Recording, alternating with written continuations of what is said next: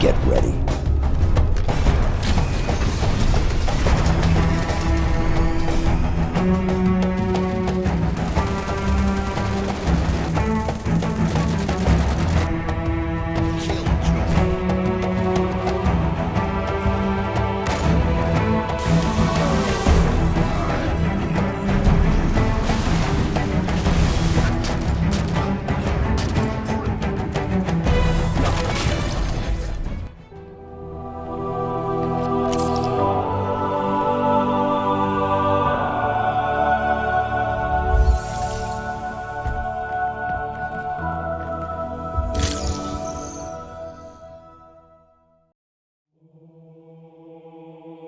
So welcome to Halo Infinite Insider. I hope you enjoyed that little intro video there. We took quite a while, just kind of like a flashback through all the Halos. And now we're here at Halo Infinite. I got a little test flight on the Insider flight that happened a few weeks ago, and I wanted to kind of show off the game and my opinions of where, at least in the multiplayer, it seems like we are. And if Halo Infinite is actually going to be, seems like it's worth it. And this is coming from a diehard Halo fan for 20 years. So a little bit of bias, but you know, I would say one thing already done very, very well is the soundtrack. Because not only have we had all these trailers that have worked on the soundtrack and shown it off, even the intro menu right here sounds great. Let's briefly look into one thing before the game. Most important part, pre-game wise, the customization. So with the customization, it's going to seem familiar yet unfamiliar at the same time because of the way the menu is set up, in my personal opinion. However, the familiar portion is going to be back in Reach, where you could customize your visor, your helmet, your armor, where you have your pauldrons, your gauntlet, all that stuff, which is more to what Reach did, while 4, 5, and 3 did more of a set armor. Well, in 3, you could change your side pauldrons and your chest piece, but you weren't able to do anything else like utility and stuff like that. So they're going more back to the line of Reach in that sense. However, something different right away is for the color tone, where you were allowed to originally, choose a two-tone color tone where you had your primary and your secondary color and maybe a third one for your emblem or something like that. Now we have something called coatings, which is more of a color palette, kind of like Destiny, where you get a color palette for that piece of armor or that set. In this case, it's for the whole entire Spartan armor set. And you could do this for your weapons and everything else like that, not just your armor. Like I said before, you can also do this to your weapons where they have a color palette and not really super customization that we've seen before, like how they did in 5, where you could change your scope up and everything with rec packs and Warzone. But we do have the custom colors and everything, like I said. But one thing that's a little different, as Halo Infinite's multiplayer will be launching free alongside the campaign, where the campaign will be purchased separately. The Halo Infinite multiplayer has a battle pass. And hear me out, I'm not a fan of battle passes in all these games. There's too many. However, one thing Halo does differently is that when you're playing your season, say you were playing Halo Infinite multiplayer, you were there for 3 seasons, and then you were gone for the next 4. When you come back, or whenever you're playing, you can always unlock things that were on the prior battle pass. At least that's what we're told so far, and that's what happens on MCC, where you can still go and play now for the first time ever and unlock stuff on the original battle pass. And it's just done by playing the game. There seems to be microtransactions here as well for other cosmetics that are like, you'll see in the store, there's a currency that we were given to unlock some color palettes for our weaponry. But besides that, everything's cosmetic, and there is the lifetime battle pass where they say you can unlock anything at any time, but we'll see when launch day comes around. Now, one thing I'll address later on is going to be the customization of your AI, but we'll first get into a little bit of gameplay where you'll actually hear the AI. And then afterwards, when we have a bit of fun with, whatever's going on the maps, we'll talk about the AI. Slay.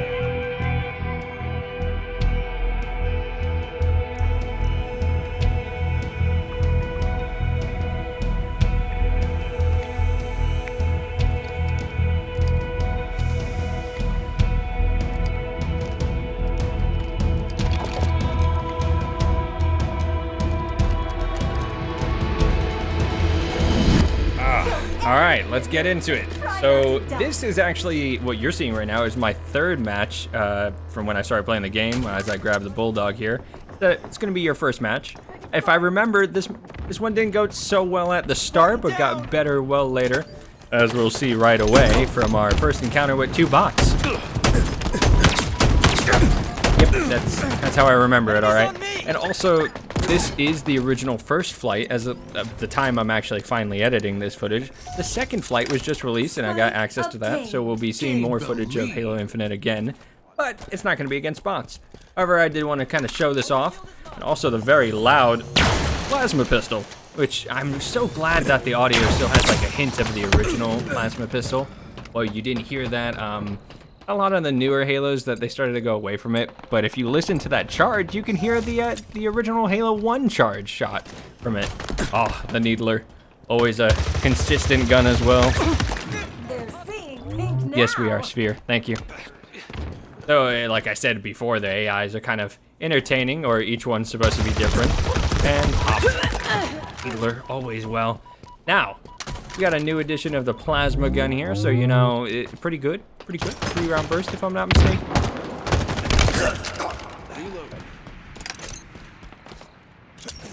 Already got the wall hacks on because, you know, just like guessing where a spawn is. Like I said, this was the 3rd time picking up this map, and it wasn't too bad. The Bulldog, by the way, decent shotgun. Pretty decent. Not as strong as the original, but, you know, it's got a drum mag, so it's pretty hard to beat. And one thing I like in this is that you can actually see when a power weapon's about to drop again. Besides the AI like that, telling you when overshields and power weapons are coming on map. Weapons like the Bulldog that were down below. Thank you, Sphere. Oh, thank you for all the information. That was one thing that's nice. It is good if you can hit the shots. But with the Bulldog, we'll see if I ever go down and toss a pointless barrier because there was nothing in front of me. I think I do that twice throughout this game. But I think I'm about to do it again, if I remember, right? Am I gonna do it? Nope. Thank goodness. Oh, goodness. One thing I was very hesitant about showing off this game was I definitely messed up a lot of the times, and when you watch yourself back, it's a little embarrassing sometimes. But you hear the AI said low end ammo there, and that lets you know to go back to the gun respawn, because once you run out of ammo, it respawns once the charge is back, and you'll see a little bar when I go past. That's either going to be red or blue. Yep. You'll see I'm waiting there, and that means it's not ready, because I'm currently holding the 1 round.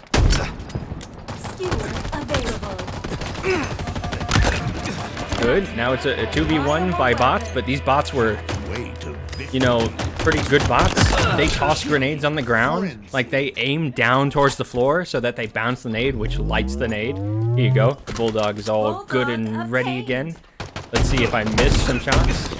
And I didn't get the kill because someone had a skewer. I don't think we get the C in this game, but we do get the C later in, I think, our second game. However, you see 2 bots against 1, and if they're both looking at you with the Magnum, I don't know what they did with these bots. They wanted to upgrade them, make them way better than most other bots in games. Not saying they're the best, just saying that they're pretty decent sometimes.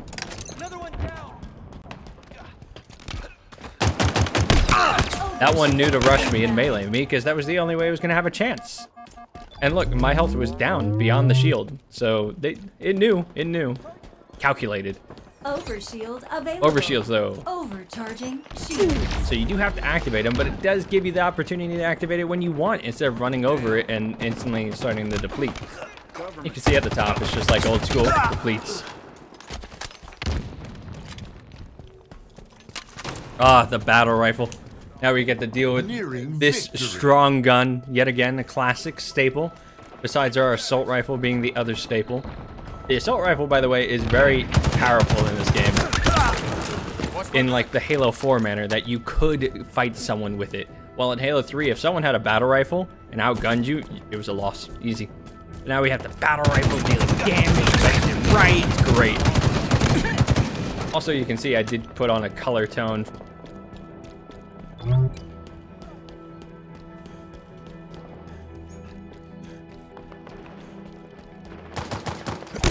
From above. And somehow I missed. I don't know how that was a miss, but you know, whatever. Also, this spike nade. I'm pretty sure I hit him there. I'm gonna have to slow that down. But I'm pretty sure I stuck him with that. I don't know if spike nades are in... They are, though. They're stick kills, so I don't know if that was an issue or not just in this game. I might be wrong still, because during this, I haven't even slowed it down enough to check. So I'll find out later, along with you, during that scene.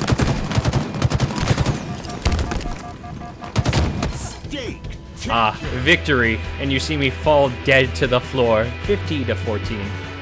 So that was also getting used to the controls again of PC, but I thought that was fairly good. Gunplay is fun. I know there was a momentum bug that I didn't do or show off in this because they're supposed to patch it out.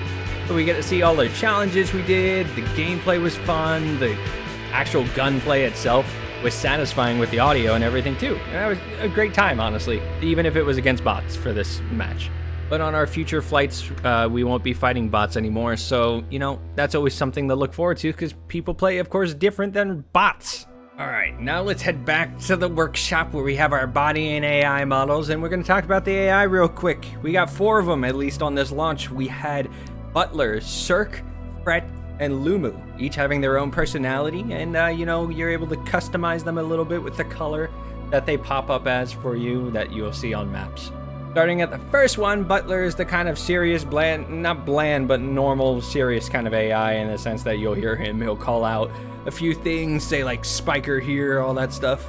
And then we'll have Cirque, who's a little more like your happy-go-lucky kind of person. And Fret, who's like a young 20-year-old who doesn't know what self-confidence is at all, but you know, he'll give you direction and have a little bit of fun with it, feeling like he's on a roller coaster ride, being inside a Spartan helmet. And if I'm remembering this right, during this flight, Lumu is the most popular AI. She is also the most insane of the AI, who's constantly having a maniacal laughing fit and telling you that, you know, you're great, you're bad, da-da-da-da-da. Either way, absolutely insane, and for your Halo fans, she's probably on her like first few stages of rampancy or near the end. So, either way. Slayer. Alright, game number 2, second map, Recharge. You know, we'll get a little bit of variety in here, and my team that, you know, have already been grinding out this game as much as they can. Flights, you know, are only like 2-3 days sometimes. I forget how long this one was. Either way. Now this time we got Pyramid along with us, what I called the younger, you know, early 20 kind of guy. But we do have the grapple shot. Sorry, I had to change the FOV really quick, but I'm about to probably pop off, you know, knowing me. Oh, look at that. No, being very sarcastic, by the way, in that one. So, the triple kill at the start, or a little short of a triple kill. Too long between the times. One thing on this map that I did like was the verticality play, unlike the other 2 maps that had like some verticality. One of the maps doesn't really even have it has a little bit, but you know, either way. Just can't finish off that kill. Pop the armor, there's the assist for it, and me thinking I can go up what is almost a whole story just by a jump. Probably larger, I don't know the measurements, you know, in game. So, just the Spartan's height, that kind of thing.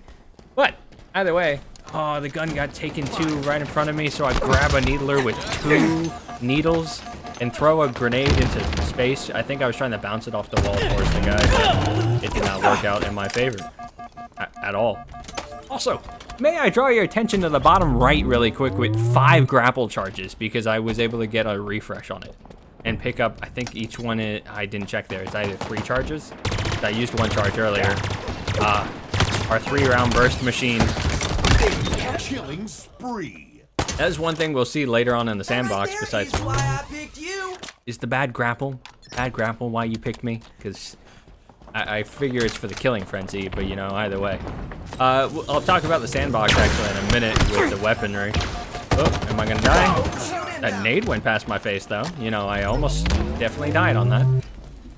But the sandbox has been definitely worked on. They have a team, and I don't know why I'm just shooting the wall, testing rounds while I get sprayed in the back and try and grapple out of there. But you know, it didn't work like Batman. Also lost all those grapple charges now because I don't have them with me. Melee, key, along with this guy's overshield too. But we still win those. We try and win those because overshield, you know, that's usually an easy 1v1 win for whoever has the overshield. Usually. Where did this guy go? He just kind of ran away and turned around. What an AI. Got the team around me, you know. They covered my back in this case. Another one down. Also, I put down the drop shield there. Besides this guy getting absolutely decimated. Two things in there. And now we can say about the sandbox. First off, that drop shield, you can shoot through it from one way, and the other side you can't. It's a one-way shield. Second off, and it can be destroyed just in case. One thing with a plasma weapon, by the way, there is that you get to see that it definitely takes down energy shields, but it just does not take down health. And it's what the sandbox worked on, where plasma weapons are meant for purpose again.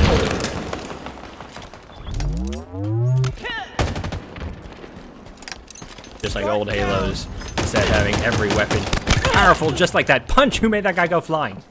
Ridiculous. The gravity hammer incoming, apparently, but, you know, I can't wait around for 20 seconds. I gotta go do something, probably.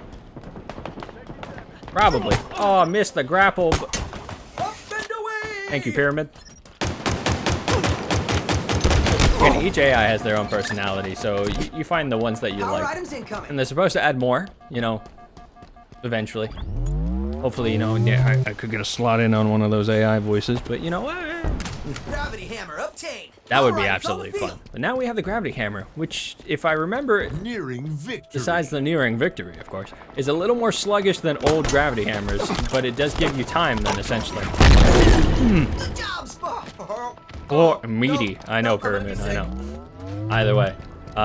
Pyramid, by the way, is fret. They're just saying the like the shape of the AI. Either way.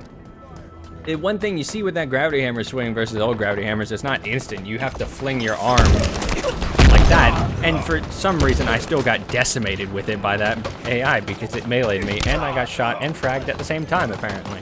Because I remember having to go into the theater and find out if I could. And it wasn't even a theater. I just looked back on the footage. So, either way, at least I get back. Gravity hammer back for something. I need to do more than just one kill with it by the end of this game. Maybe this person, because it's 49-14, and you know. Spectacular. Great match-ish, kind of. It showed off more of the map and the utility, which is what my point was for that game, more or less. And oh, we get to all stand proud, except for that one guy who's looking sideways for some reason, because that was another bug in the flight. You know, but bugs happen during alphas and betas, flights, and stuff like that. That's why we're playing it. To find the bugs, so they could fix it before launch, so that the people who don't get into the flight will enjoy the game. So that about wraps up our Halo Infinite flight. And again, as of right now, there's another Halo Infinite flight going on where it's no longer bots versus, you know, people who are bots as well. No, it's no longer bots and people. It's now people and people versus each other. So it's a full PvP experience, along with, I didn't ever play the third map that was released during the flight because I was busy that day, so that's why we didn't see it in this video, which also has the rocket launcher, may I add. So we get the spunker back, or spanker. So either way, from this flight, my initial opinions, my first issue that I did have with the game was that not the sprint feature. I get a lot of people, even long-term Halo fans, have an issue with the sprint. I don't mind that because games change, and you know, it does give a little more of a quick-paced feel, which is what 5 really focused on. While in Infinite, my only thing I don't think that always feels Halo-y is the mounting. However, I'm okay with it in this case a little bit. I'm okay with it more than before in 5 when we had the thrust packs in 5. I'm glad the thrust packs are gone as far as I'm aware, and I don't want it to return. But on the positive note, The sandbox is great with audio, at least. A bit of the gunplay might need a little bit of tweaking here and there, but we'll see how that goes when the other flights and initial release come by. Also, the customization is actually back to where you can do what you want. Mind you, the color palette is a little different, but that's also fine. I'm used to it because I've played Destiny 1 and 2, and that's something that's been done. Mind you that Destiny and Halo are not the same game, originally developed by the same studio, but either way, I don't think I fully mind the color palette as long as I can find a working color palette. And there's not much right now. And the addition with customizing your AI, so you know you'll always hear a different background voice that will talk to you. If you want it, you can always unmute it if you like, because the other Spartans do make a lot of verbal dialogue to you that you can cut out yourself in its a setting, because they do talk a little too much sometimes. But we at least have the original announcer still for our capture the flag, killing spree, Kilimanjaro, all that stuff. He's still here. So you can always choose what you like, which is what I like, versatility in games. When you can choose what you want, but it's readily available at any time. And it's just a setting you can turn on and off. And with the Battle Pass, I'm a little more positive with Halo's Battle Passes if they're going to emulate the Halo MCC Battle Passes where they don't go away, so I can always unlock the things on the pass whenever I want. So I'm not rushed all of a sudden to where there's not enough time to finish the pass, or I would be forced more to do a microtransaction, which is fine, but again, I rather earn the things on the pass. That's the whole point of the pass to me. Like, something that I will commend Apex on, that they do with their Battle Pass, is that there is so much time and so many challenges that you can naturally do when you play the game that you'll probably get to the max level of the Battle Pass, if not 110, level 100, because it does go up to 110 every time on Apex passes. And with the microtransactions, unlike 4 and prior, there were no microtransactions for passes or cosmetics or anything like that, where 5 added it in for rec packs in Warzone, which I did not like at all. I didn't like it. But now in 6, there is still microtransactions, as this is going to be a free-to-release multiplayer game, kind of resurging Halo population, because one thing with Halo is that its population wasn't ever increasing. It was kind of staying either consistent or low, the player base, because it was one of the games that has been around so long that if you didn't make this one free, which again, I don't mind, the player base was probably never going to increase in large amounts. So now that it's available for free, they need to somehow make money for it. So as long as they're just cosmetic microtransactions, I'm not going to care too much, which Halo is my most played game across the board on all of the copies, if you ever look at my hours. I'm definitely someone who would like to try and get everything, even though I might not use everything, but Halo would be my game for that. Some people did that with Fortnite, or some people did that with Apex or other things. It just depends on what game is their niche. So overall, from this flight, I am excited for Halo Infinite. I think there are a few more tweaks that they have to do, like the badges and a few other things, and maybe, again, a little bit of the sandbox, like damage with the weapons. But besides that, this flight made me much more hopeful for Infinite than we did a year ago when we were told it had to get postponed. And again, I didn't mind it being postponed as long as we got a solid game, but we didn't have too much to work off of. There wasn't any release. And it feels like if it were possible back then, this would feel like the true successor to the after story of 3, where we take place in 4, with the engine and the audio and everything like that. I know this was a little more of a different video than normal. It was more of a commentary along with just showing off the game and my opinions on it. But either way, thank you all so much for watching. I hope you enjoyed. I'll see you all next time.